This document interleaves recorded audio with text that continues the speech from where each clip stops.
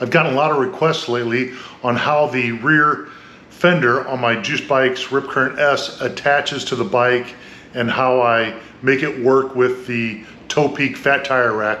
So I'm going to show you that now. Here's the back end of the Rip Current S. You can see I've got a Topeak fat tire bike rack back here. And this is a 2019 Rip Current S, so it came with a solid fender. And that solid fender goes up and around the tire.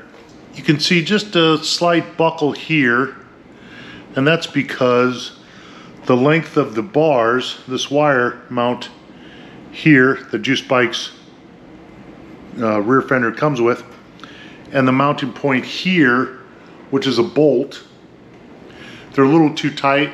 That buckle's been there since day one.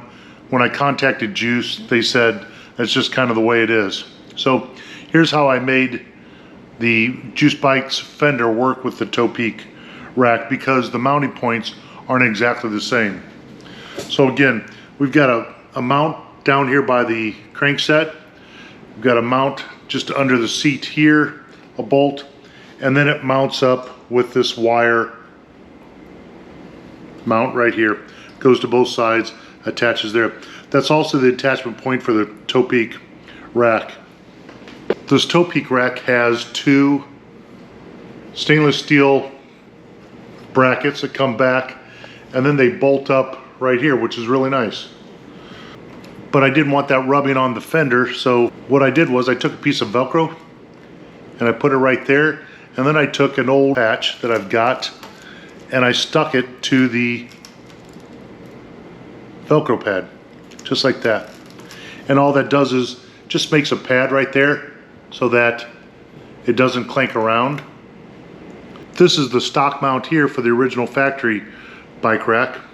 So what I did was I bent that up, and I've got a zip tie that goes from here to the back of my Topeak mount wrap right here.